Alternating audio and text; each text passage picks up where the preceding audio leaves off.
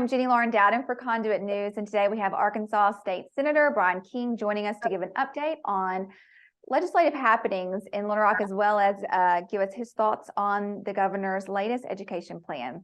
Hi, Senator. Hey, how are you doing? I'm doing good. Great to have you back on Conduit. Well, good As you to see you and know, your daughter.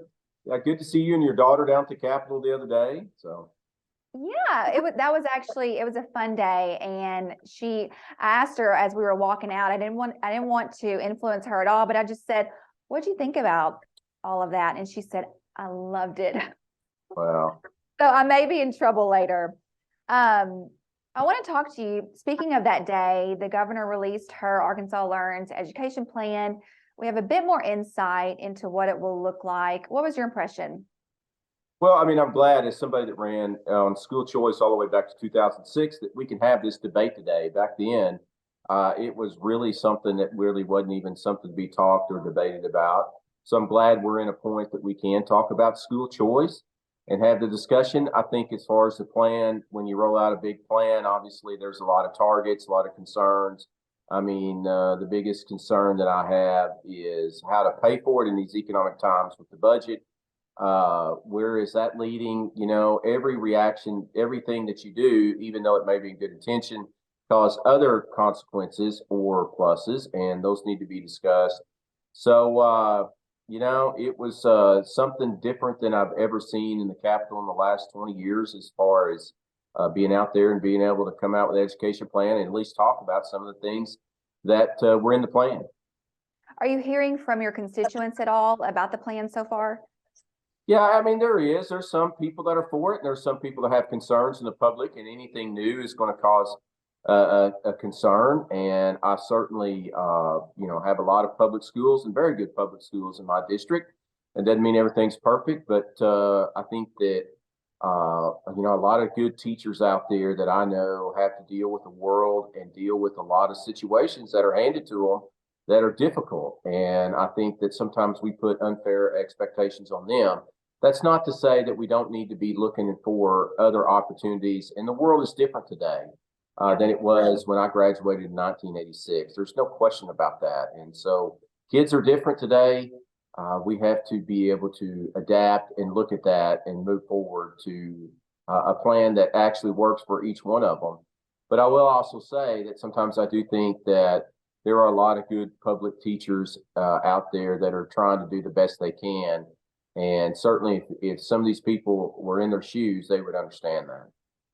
Absolutely. Well, let's talk about what you all have done over the past. Let's see, we're wrapping up the 5th week, I believe, of you all in session. Also, your impression on that. Are you pleased with the work that has been done so far, or do you think that more could be done? Well, I mean, certainly with the rule changes that I did was exactly addressing what I said in the original, that we would be in week 5 and there would be nothing coming through or anything. And that's exactly what's happened. So no, it's not the way government should be. We should have already been prepared and ready. We should have already been going on bills and been looking at in week 5 that we're actually in the hump of things. And that's not where we're at today. I mean, outside of the drag queen bills, that's about all of any big major issue that has been addressed so far. Yeah, at Conduit, we often say, if you don't have economic freedom, you don't have any other freedom. The social issues are important, but if the government has all of your money, it really doesn't matter. And so do you feel like there needs to be more done? There needs to be more urgency regarding tax cuts and fiscal bills?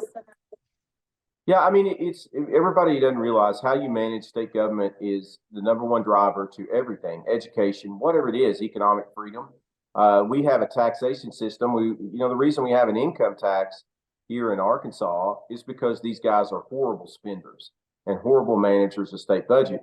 I can remember budgets in the 4 billion. They're going to 6 billion and going north of that in economic times. That is very concerning. So, I mean, yeah.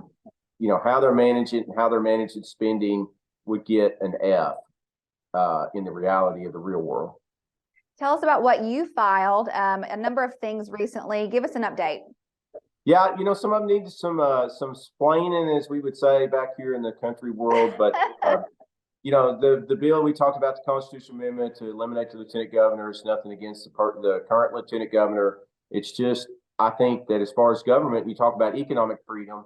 The best way to get economic freedom is to stop spending so much. And I feel like that the lieutenant governor's office, what I've seen over the years, that we need to eliminate that. I think, trying to look at the situations of, elections and voting.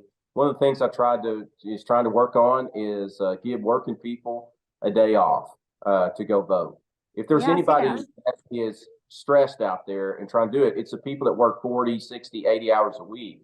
And then, of course, we make time to go vote, but yet those people working, 60 hours a week and they've got kids, while people that don't work get all kinds of benefits.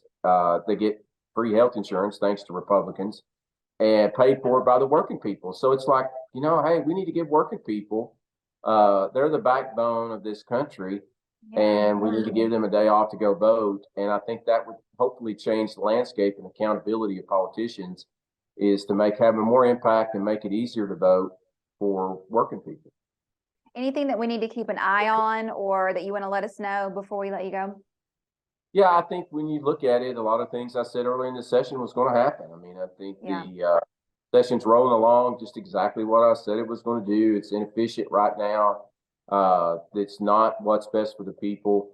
And I think that that's sad. And I think that once again, on the scorecard, that's an F. And I think that the people deserve better as far as transparency and where we should be at this point, and how should be spending and managing their money. As always, really appreciate having you come on Conduit. Thank you, Senator. All right. Thank you, Jenny Lloyd.